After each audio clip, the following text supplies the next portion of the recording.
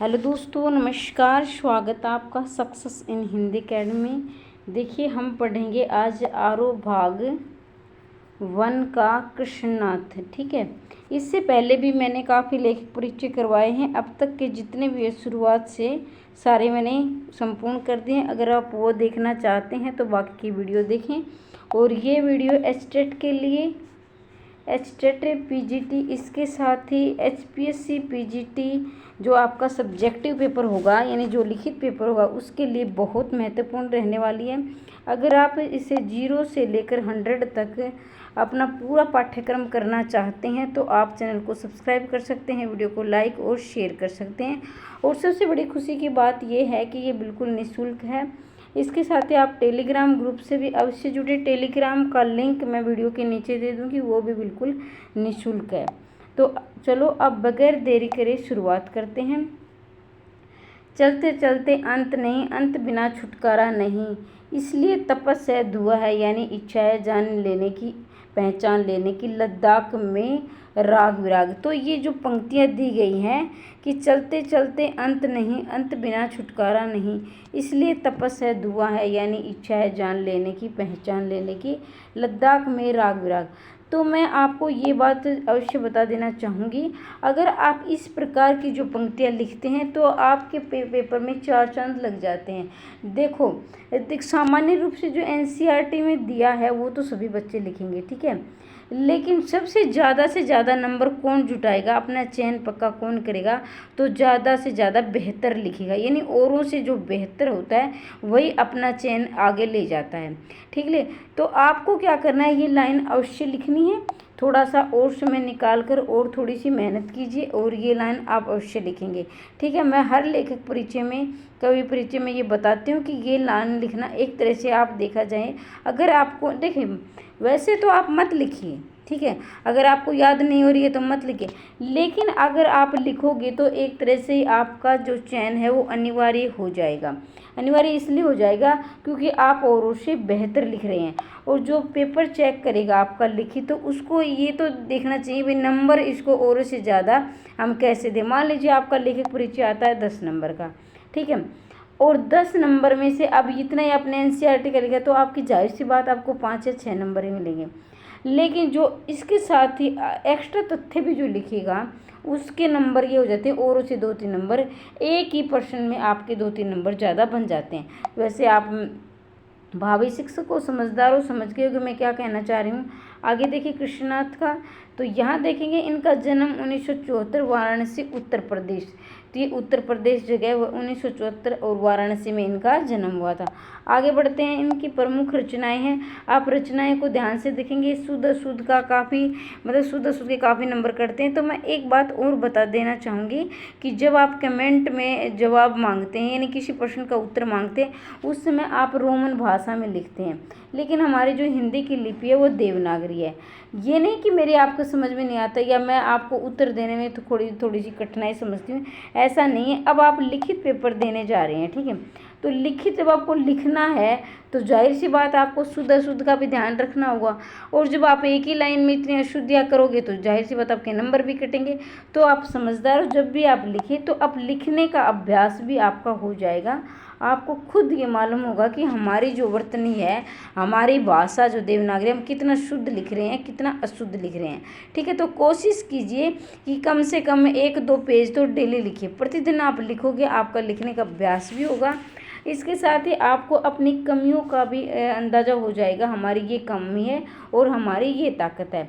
तो चलो अब आगे बढ़ते हैं। प्रमुख रचनाएं देखिए इस प्रकार से शुद्ध लिखा है, क्योंकि बहुत से बच्चे ऐसे हैं जो अनुस्वार लगा देते हैं, तो यहाँ आपको चंद्र बिंदु आएगा, इस बात का ध्यान रखेंगे। लद्दाख में राग विराग, किन्नर में धर्मलोक, स्पीति में बारिश, पृथ्वी परिक्रमा, हिमालय यात्रा, अरुणाचल यात्रा, बौद्ध निबंधावली, हिंदी और अंग्रेजी में कई पुस्तकों का संपादन किया। तो अब देखिए, जब आप इनकी रचनाएं पढ़ रहे हैं तो आपको ये एहसास तो ज़रूर हो गया होगा कि ये घुमक्कड़ किस्म के थे, यानी घुमक्कड़ का मतलब होता है घूमने फिरने का जो शौक़ रखते हैं, घुमक्कड़ थे। जैसे नागार्जुन है वो घुमक्कड़ प्रवृत्ति के थे, मतलब घूमना फिरना उनका शौक़ था, उनकी रुचि थी। और ये भी देखो इनकी रचना में जहाँ जहाँ ये गए हैं वहाँ वहाँ उन्होंने लिखा है। देखो लद्दाख में राग विराग, तो जाहिर सी बात है, समझ गए होगी कि लद्दाख में इन्होंने जो भ्रमण किया है तो लद्दाख के बारे में लिखा है। किन्नर में धर्मलोक, स्पीति में बारिश जो आपके पाठ्यक्रम में दिया गया है। आरो भाग 1 यानी 11वीं की जो पुस्तक NCERT उसमें दिया गया है। पृथ्वी परिक्रमा यानी पूरी पृथ्वी की इन्होंने परिक्रमा की है। यानी मतलब कि ये नहीं कि मतलब इन्होंने कोई ग्रह या उपग्रह चक्कर लगाया, ऐसा नहीं है। मतलब कि ये है कि जब इन्होंने मतलब कि जब जा रहे थे एक स्थान से दूसरे स्थान, तो इन्होंने अपनी पृथ्वी के बारे में एक तरह से देखा जाए तो भ्रमण करके कौन सी जगह कैसी है, वहाँ की जो तथ्य हैं वहाँ की जानकारी जुटाई है। तो समझ गए होंगे। हिमालय यात्रा, ये तो ये जाहिर सी बात, हिमालय गए तो हिमालय यात्रा के बारे में कितनी कठिनाइयों का सामना किया, वहाँ का वातावरण कैसा है, वहाँ के लोगों का रहन सहन कैसा है, वहाँ का खाना पीना कैसे, उसके बारे में लिखा है। अरुणाचल यात्रा, फिर अरुणाचल गए, वहाँ लिखा है। बौद्ध निबंधावली, जो बौद्ध धर्म है हमारा, तो उसके जो नियम है, उसके जो सिद्धांत है, उस धर्म के मानने वाले लोगों का किस प्रकार रहन सहन है, तो ये सब बातें उन्हें उसमें होंगी। हिंदी और अंग्रेजी कई पुस्तकों का संपादन किया। तो एक ही प्रश्न एक ये भी बनता है कि हिंदी अंग्रेजी, इसका मतलब ये है कि इनकी हिंदी में भी अच्छी पकड़ थी, यानी हिंदी भाषा की भी इनको जानकारी थी और अंग्रेजी भाषा की भी जानकारी थी, तभी तो ये दोनों ही भाषाओं में संपादन कर रहे थे। तो ये देखिए, पत्रकार तो ये थे ही थे, पत्रकार थे तभी तो संपादन कर रहे थे, लेकिन किसी न किसी पत्र का संपादक कर रहे थे, उसे प्रकाशित करवा रहे थे। तो हिंदी और अंग्रेजी दोनों भाषाओं में ये संपादन कर रहे थे, दोनों भाषाओं को इनको अच्छा खासा ज्ञान था। अब देखिए, सम्मान इनको मिला है लोहिया सम्मान। तो मैं आपके लिए हर वीडियो में, हर लेखक परिचय में बहुत सारे तथ्य ऐसे हैं जो मैंने लगभग 50% ज़्यादा लिखवाए हैं। तो अब जो इसकी कृष्णनाथ की मैं बात कर लेती हूँ कि यहाँ पर मुझे इतने तथ्य आपको नहीं मिले हैं जो आपको मैं एक्स्ट्रा दे सकूँ, फिर भी मैंने कुछ कोशिश की है। इनकी मृत्यु जैसे NCERT में नहीं दी थी, मैंने इनको खोजा तो इनकी मृत्यु हुई थी 2016 में। तो याद रखेंगे, इनका जन्म हुआ था 1934 में और इनकी मृत्यु हो गई थी 2016 में। ठीक है। कृष्णनाथ के व्यक्तित्व के कई पहलू हैं। काशी हिंदू विश्वविद्यालय से अर्थशास्त्र में MA के बाद, थोड़ा मैं जूम कर लेती हूँ ताकि आपको दिखने में कठिनाई ना हो। कृष्णनाथ के व्यक्तित्व के कई पहलू हैं। काशी के हिंदू विश्वविद्यालय में अर्थशास्त्र में MA के बाद उनका झुकाव समाजवादी आंदोलन, बौद्ध दर्शन की ओर गया। तो देखो, यहाँ आप देखेंगे, अब एक लड़की का कमेंट आया था कि मैम हमें जो पाठ से संबंधित लिखने होते हैं, तथ्य हैं, वो भी हम लिख सकते हैं। तो मुझे ये लगा कि अब जब एक को परेशानी आ रही है तो दूसरे को भी आती, कहीं ना कहीं एक परेशानी है तो किसी दूसरे को भी परेशानी आ सकती है, तो कम से कम वह तो मैं आपका क्लियर कर सकती हूँ। तो मैंने आपको बता देना चाहूँगी, देखिए, जो पाठ आरो भाग्य 1 हो चाहे 2 हो चाहे वितान हो, NCERT अगर आपके पाठ्यक्रम में दिया है तो NCERT के तथ्य तो आप लिखेंगे। अगर आपको लग रहा है पाठ की यानी लेसन की जो पाठ की जो जानकारी है और ये बड़ी महत्वपूर्ण है और जो लेखक ने दर्शाई है, तो वो आप अवश्य लिखेंगे। क्योंकि मान लीजिए आप ये सोचेंगे ये तो पाठ का, आप नहीं लिखेंगे। ठीक है। और जो दूसरा कैंडिडेट है, दूसरा जो अभ्यर्थी है, वो उसे लिखेगा।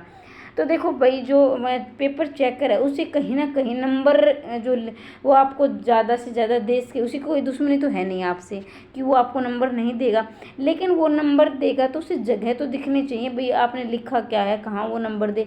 आप लिख रहे हो आप बिल्कुल ही 4 लाइनें, तो 4 लाइनें में वो 10 नंबर कहाँ से देगा। तो मेरी कोशिश यही है आपको बताने की, और आप ये बात समझिए कि पाठ के जो संबंधित जो महत्वपूर्ण तथ्य वह आप अवश्य लिखेंगे। तो ये आप समझ गए होंगे, काफ़ी समझदार हो, आपने अच्छे खासे जो है मार्क्स लेकर पेपर भी क्वालिफाई किए होंगे। तो देखिए, हिंदू विश्वविद्यालय जो काशी में इन्होंने MA किया। ठीक है। MA अर्थशास्त्र में, ध्यान रखेंगे ये लाइनें इसलिए महत्वपूर्ण हो जाती है कि जब हमारे हिंदी में ये दिए हैं लेखक परिचय, तो बहुत सारे बच्चे ऐसे हैं कि मतलब जो जुगाड़ वाली बात होती है ना, वो करते हैं ना, तो फिर वो हिंदी में लिखेंगे, हिंदी में MA। आप ध्यान रखेंगे, कई बहुत सारे लेखक हैं जिन्होंने अंग्रेजी में MA किया है या फिर अर्थशास्त्र में किया है, राजनीति में किया है, तो कृष्णनाथ ने अर्थशास्त्र में MA किया है, ये बात आप याद रखेंगे। उनका झुकाव समाजवादी आंदोलन और बौद्ध दर्शन की ओर गया, मतलब समाजवाद से आंदोलन से जुड़े रहे हैं। बौद्ध धर्म दर्शन यानी बौद्ध धर्म से भी उनकी जानकारियाँ जुटाई है, उनको लोगों को दिखाई है। दर्शन में उनकी गहरी पैठ है, वे अर्थशास्त्र के विद्वान हैं। अब देखो जिन्होंने एमए अर्थशास्त्र में किया है तो अर्थशास्त्र की जानकारी है।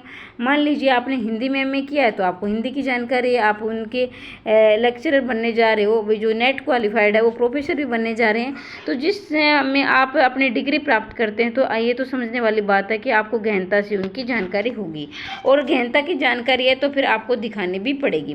काशी विद्यापीठ में इसी विषय के प्रोफेसर भी रहे। अब देखो इन्होंने हिंदी माफ़ी चाहूँगी अर्थशास्त्र में इन्होंने एमए किया, इसके साथ ही इन्होंने काशी विद्यापीठ में इसी विषय के यानी अर्थशास्त्र के ध्यान रखेंगे। अब जब इन्होंने अर्थशास्त्र में एमए किया है तो अर्थशास्त्र के ये प्रोफेसर भी रहे हैं। अंग्रेजी और हिंदी दोनों भाषाओं को उनका अधिकार था, दोनों में पत्रकारिता से उनका जुड़ाव रहा है। अब अंग्रेजी और हिंदी में दोनों भाषाओं से उन्हें लगाव था। एक सेकंड,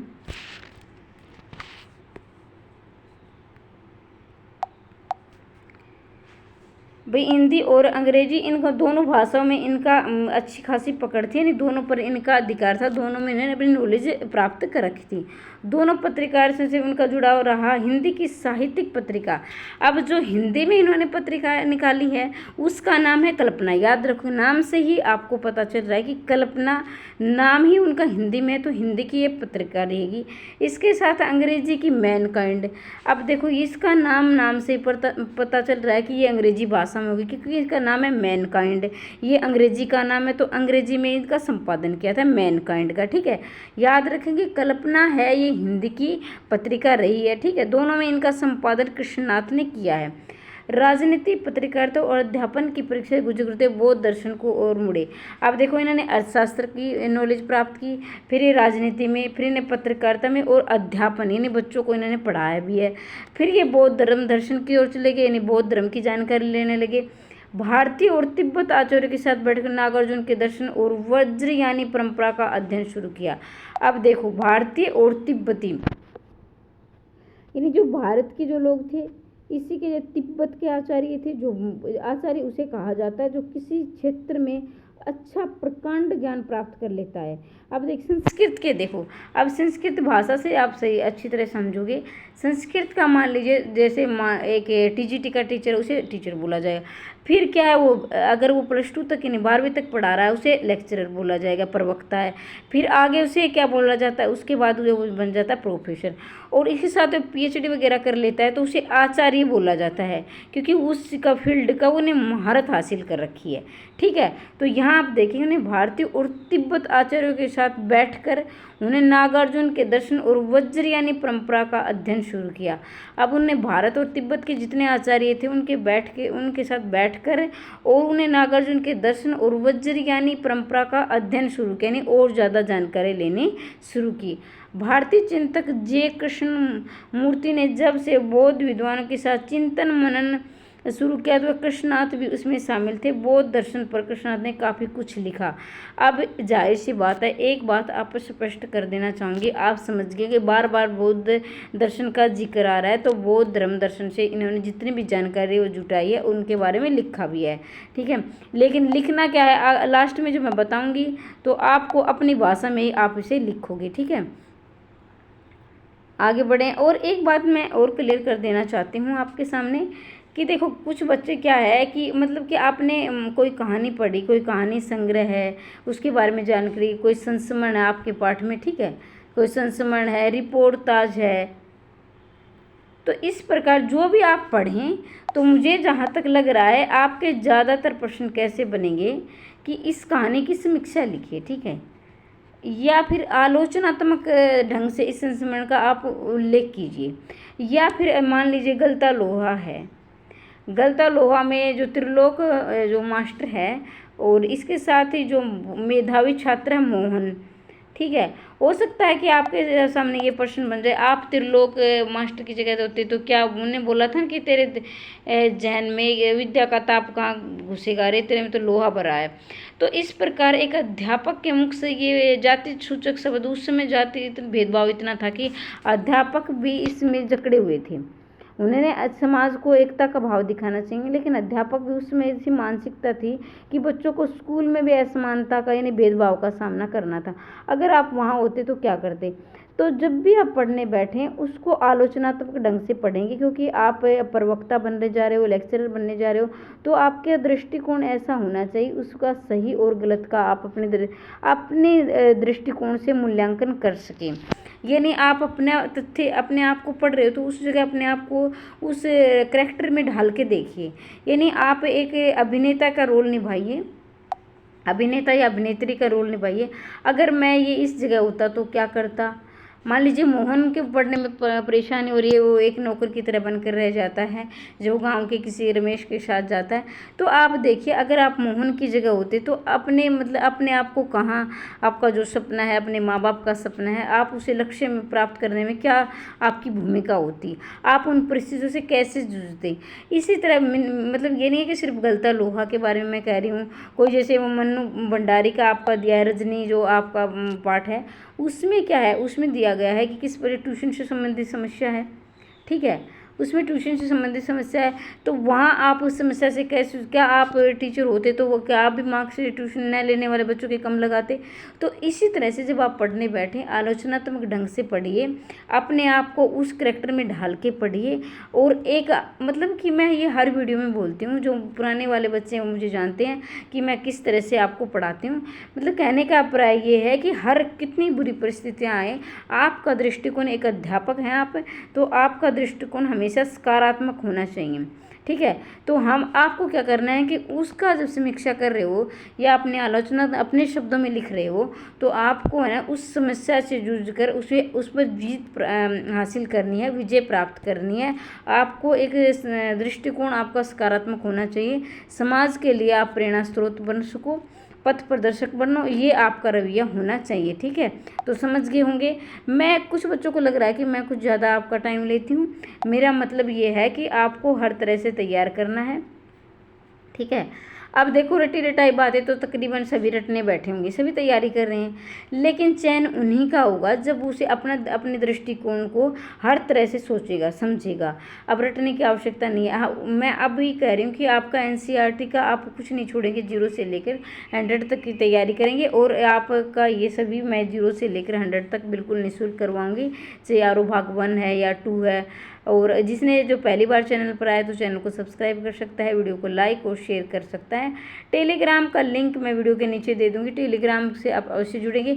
वहाँ मैं जो भी एक्स्ट्रा तथ्य लेकर आती हूँ वो जुटाती हूँ, तो वो PDF मैं टेलीग्राम पर सेंड कर दूंगी, वहाँ से आप इसकी PDF भी प्राप्त कर सकते हो। अब आपके मन में सवाल होगा, मैम ये तो हमारे पास बुक्स है, इसको तो हम याद कर लेंगे। देखो भैया, आपके पास पुस्तक है, लेकिन आपके पास उसमें मैं ज़्यादा से ज़्यादा तथ्य, अब जैसे मैंने कल आपको पढ़ाया था, कल जो लेसन पढ़ाया था उसमें बहुत सारी जानकारी मैंने उसमें लिखवाई थी, तो वो मैंने टेलीग्राम पर सेंड कर दिया। जिसे टेलीग्राम पर चाहिए वो उसको टेलीग्राम से जुड़ सकता है, बिल्कुल निःशुल्क है। ठीक है, अब आगे बढ़ते हैं। इतना कुछ करने के बावजूद कृष्णनाथ की सर्जन आकांक्षा पूरी नहीं हुई, इसलिए वो यायावर रही। यायावर का मतलब होता है घुमक्कड़, यानी घूमने फिरने वाला, घूमने फिरने का शौक रखने वाला। ठीक है, यायावर याद रखिए। मतलब इतना कुछ करने के बावजूद, मतलब कि सर्जन की आकांक्षा, वो सर्जन का मतलब होता है कि नया निर्माण करना। आपने साइकोलॉजी में पढ़ा होगा कि सर्जन मतलब एक जो बच्चा जो औरों से मतलब कुछ नया निर्माण करता है अपने दृष्टिकोण से, उसका दृष्टिकोण औरों से अलग होगा, मतलब वो औरों से अलग तरह से सोचेगा, इसलिए वो यावर हो गए। यावरी में उन्होंने वैचारिक धरातल पर की थी। दूसरी सांसारिक अर्थ में हिमालय की यात्रा शुरू की, उन स्थलों को खोजना और खंगालना शुरू किया। बौद्ध धर्म और भारतीय मिथकों से जुड़े हैं। तो देखिए यहाँ से आप समझेंगे ये यानी जो घूम रहे थे इधर, तो हर एक वैचारिक धरातल उन्हें 0 से लेकर, यानी उनके धरातल यानी पृथ्वी के एक छोटे से छोटे कण को उन्होंने गहराई से समझा है। दूसरी सांसारिक अर्थ में संसार में जितनी भी मतलब कि जो आम आदमी जिन समस्याओं से जूझ रहा है उनको अपनी गहराई से देखा है, समझा भी है और उस पर लिखा भी है। उन्होंने हिमालय की यात्रा शुरू की, उन स्थलों को खोजना और कंगालना शुरू किया। अब हिमालय की यात्रा कर रहे तो उन्होंने उन स्थलों को, यानी जो ऐसे पहाड़ी स्थल हैं जहाँ पर लोगों का आना जाना बहुत कम है, तो उन्होंने वो खोजना शुरू किया, खंगालना शुरू किया और उन्हें जो बौद्ध धर्म से भारतीय मिथक, यानी मिथक का मतलब होता है किसी मतलब एक छोटी सी सोच, यानी उसकी एक संकीर्ण सोच जिसे आप कह लीजिए, उनको उन्होंने लोगों तक पहुंचाया। फिर जब उन्होंने इस यात्रा को शब्दों में बांधना शुरू किया तो यात्रा वृत्तांत जैसी विद्या अनेक विलक्षणता भराई। भाई जब वो घूम रहे थे तो उन्होंने ये लगा कि जब मैं इसे गहन जानकारी लेकर क्यों नहीं लोगों को भी ये दिखा दिया जाए, लोगों को भी ये लोगों तक, एक आम आदमी तक इसे पहुंचाया जाए। तो उनके दिमाग में आया कि मैं ये इसके बारे में लिखता हूँ। वृत्तांत का मतलब होता है वर्णन करना।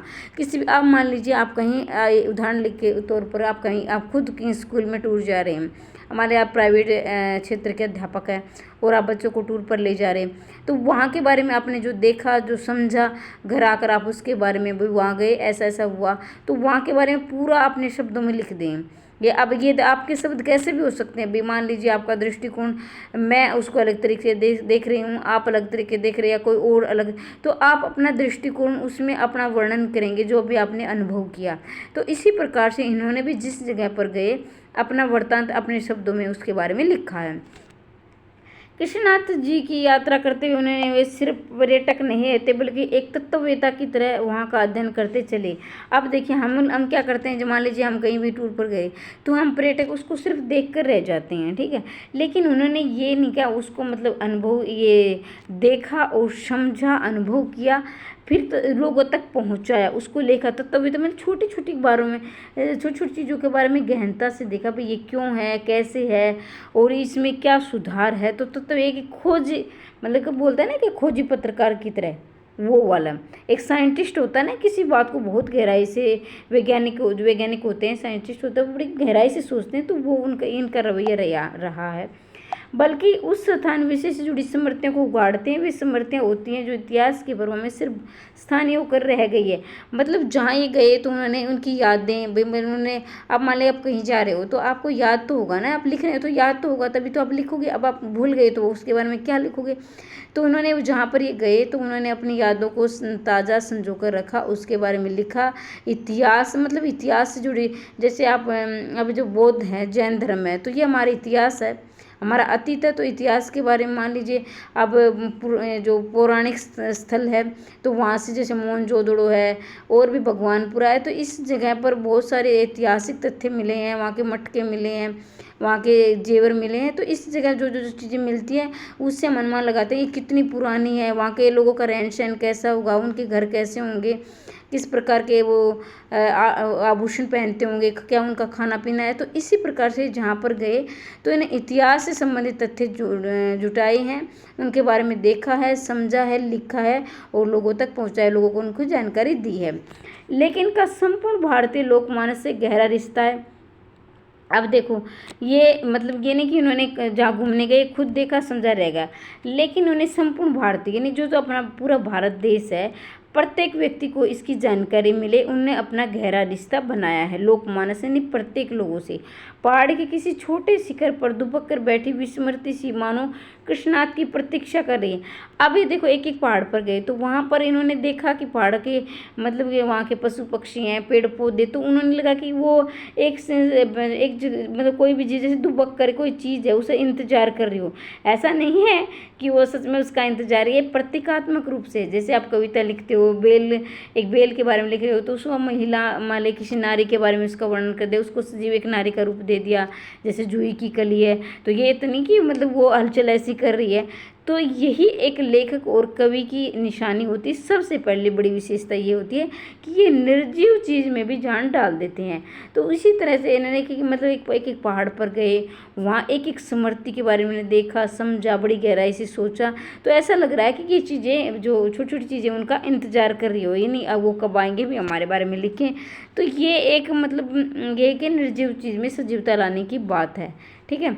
कृष्णनाथ प्रतीक्षा करे आए, उसे देखे और उसके बारे में लिखकर उसे जनमानस के पास ले जाए। कृष्णनाथ की यात्रा वर्तमान स्थान विषय से जुड़े होकर भी भाषा, इतिहास, पुराण के संसार समेटे हुए, यानी इतिहास तो था ही, जो अतीत है तो हमारा अतीत एक इतिहास होता है।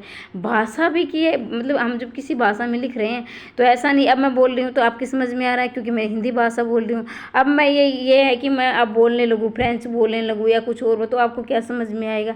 तो इन्होंने भाषा का भी ऐसा चयन किया है जो आम जनजीवन, यानी अनपढ़, मतलब ये नहीं कि बिल्कुल अनपढ़ अंगूठा टेक, ऐसा तो नहीं है, लेकिन कम लिखा इंसान भी, कम पढ़ा लिखा आदमी से समझ सकता है। पुराण के संसार, यानी पुराने को जो हमारी कथाएं हैं, पौराणिक है, वेदों में है, महाभारत में है, रामायण में है, तो वहाँ के जो जनजीवन है, वहाँ का जो रहन सहन है, मतलब एक हर एक तथ्य पर इन्होंने लोगों तक पहुँचाया है। पाठक इनके साथ खुद यात्रा करने लगता है। अब देखो, अब मैं आपको बोल रही हूँ, आप सुन रहे हो, तो अब मैं जो बोल रही हूँ आप उसे मतलब समझ भी रहे हो और सुन भी रहे हो, और ये कि आप इसे याद भी कर रहे हो। तो जब ये अपनी यात्रा वृत्तांत अपने जहाँ घूमने गए वहाँ उनके बारे में लिख रहे थे, तो ऐसा लग रहा था कि जैसे पढ़ने वाला भी अपनी यात्रा पर ही जा रहा है, क्योंकि वो हर एक चीज़ से गहराई से जुड़े हुए थे, गहराई से लिख रहे थे। तो पाठक को इतना आनंद आ रहा था कि पढ़ने वाले को, कि वो ऐसा लग रहा था कि मैं खुद यात्रा कर रहा हूँ, मैं कोई पुस्तक नहीं पढ़ रहा हूँ, यानी कोई संस्मरण है, कोई यात्रा वृत्तांत नहीं पढ़ रहा हूँ, बल्कि मैं खुद घूम रहा हूँ, ऐसा पाठक को अनुभव होता था। वे लोग जो इन स्थानों की यात्रा कर चुके होते हैं, वे अगर कृष्णनाथ के यात्रा वृत्तांत को पढ़ेंगे तो उन्हें कुछ नया लगेगा।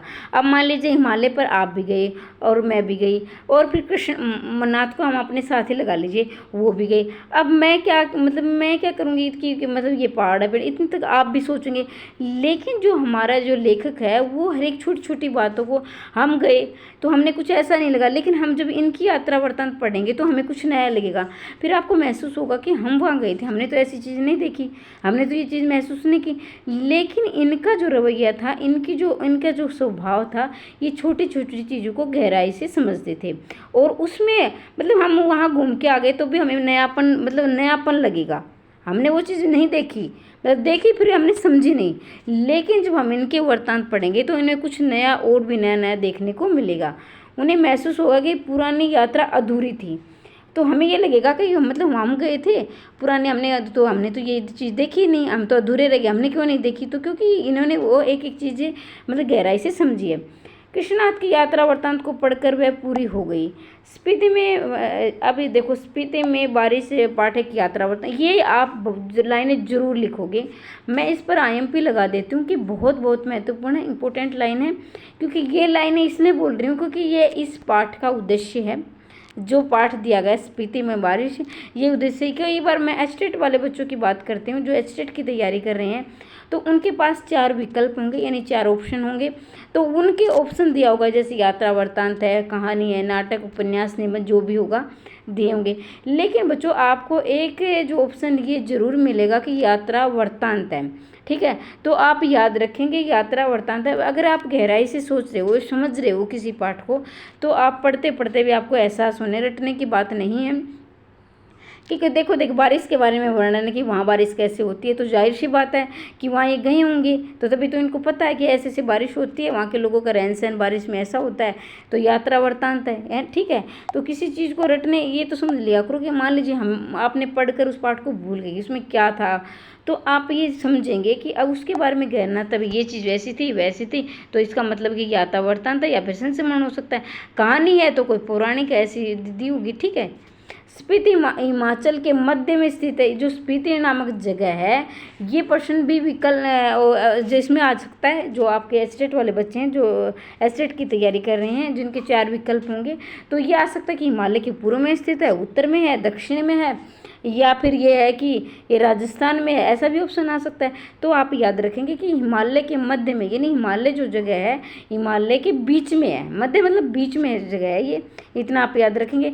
और जो तैयारी कर रहे हैं HPSC PGT स्क्रीनिंग की, जो लिखित पेपर यानी सब्जेक्टिव पेपर की है, तो वो भी ये लाइन अवश्य याद रखेंगे। कुछ लाइनें ऐसी हैं जो आपकी नंबर दिलाने में 4 चांद लगा देंगी, क्योंकि कुछ लाइनें इतनी महत्वपूर्ण, अगर आप वो लिखोगे तो आपको ज़्यादा नंबर मिलेंगे, और जो लिखना छोड़ देंगे तो उनको नंबर कम मिलेंगे। तो मेरा ये दृष्टिकोण है, 15% तो तकरीबन सभी बच्चे करेंगे, 15% सभी पूरे करेंगे, कोशिश करेंगे जोड़ तोड़ के।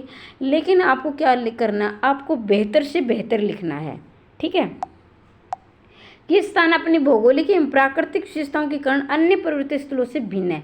अब जो स्पीति में बारिश है, ये जो हिमालय के मध्य भाग में स्पीति, तो वहाँ भौगोलिक यानी वहाँ का जो भौगोलिक का मतलब वहाँ का वातावरण है, जैसे गर्मी है, सर्दी है, वहाँ की कितने समय बारिश होती है, गर्मी कितनी होती है, सर्दी कितनी होती है, वहाँ का वातावरण कैसा होता है, रात का वातावरण कैसा होता है, दिन का होता है, ये भौगोलिक से। अब प्राकृतिक मतलब प्राकृत जो प्रकृति ने बनाई उनकी विशेषताएं हैं भाई, वहाँ की जो मतलब कि वहाँ का खान पान कैसा है, वहाँ की दवा जैसे जड़ी बूटियों से दवाइयाँ बनती, जाहिर सी बात है जब हिमालय जो क्षेत्र है वहाँ से खान पान भी उनका अच्छा है, वहाँ बहुत सारे फ्रूट्स होते हैं जैसे अखरोट, बादाम आप सभी जानते हैं, सेब वगैरह, और इसके साथ ही वहाँ जड़ी बूटियाँ, वहाँ दवाइयाँ भी, जो जड़ी बूटियाँ भी इन्हीं से बनती है, तो ये आप याद रखेंगे। स्थलों से भिन्न है। अब जो राजस्थान का आप लगा दे, राजस्थान का वातावरण हरियाणा से अलग है, हरियाणा का यूपी से, थोड़ी थोड़ी जगह पर एक मतलब यही कि मतलब हर जगह से बदलता जाता है, यूपी का अलग होगा, राजस्थान का, और वहाँ पर हिमालय का तो बिल्कुल ही अलग होगा, क्योंकि वहाँ पहाड़ी एरिया ज़्यादा है, जो समुद्र का एरिया होता है वहाँ समानुपात, वहाँ ना ज़्यादा सर्दी होती है न ज़्यादा गर्मी होती है। और मैं राजस्थान की बात कर देती हूँ कि आप कहोगे मैम राजस्थान का जिक्र है, लेकिन हमें तो क्या है, मैं बार बार बोलती हूँ कि हमें उस चीज़ को आलोचनात्मक तरीके से सोचना है, अपने दृष्टिकोण से सोचना है।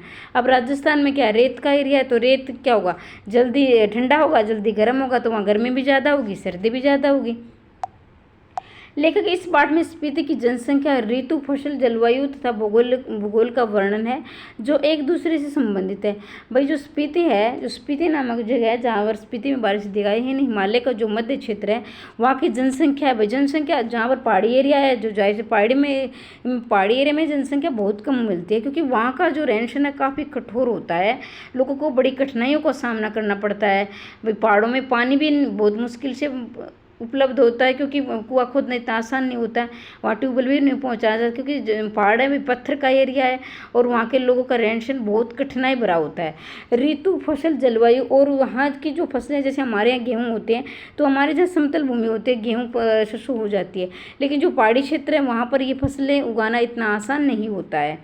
ठीक है। पाठ में दुर्गम क्षेत्र में स्थित में रहने वाले कठिनाई भरे का जीवन वर्णन। दुर्गम मतलब होता है जहाँ पर पहुँचना कठिन हो, मतलब जहाँ पर पहुँचना आसान न हो। सुगम होता है कोई आसान चीज़, सु मतलब अच्छा और गम मतलब जाना, यानी आसानी से हम किसी जगह पर चले गए। ठीक है। दुर्गम मतलब बहुत, अब आप मान लीजिए हिमालय की यात्रा कर रहे हो, तो पहाड़ों एक बार आप ऊपर चढ़ रहे हो तो वहाँ आपकी सांस फूल जाएगी, ऑक्सीजन भी धीरे धीरे कम होती चली जाएगी। फिर आप नीचे उतर रहे हो तो वहाँ फिर कभी चढ़ रहे हो कभी उतर रहे हो, तो वहाँ एक जगह आपसे बोला जाए आप 20 किलोमीटर चलो, तो 20 किलोमीटर सीधा समतल आप चले जाओगे। लेकिन अगर आपसे कहा जाए कि 20 किलोमीटर भाई आपको पहाड़ी यात्रा करनी है, तो आपके मतलब बहुत कठिनाई को सामना करना पड़ेगा।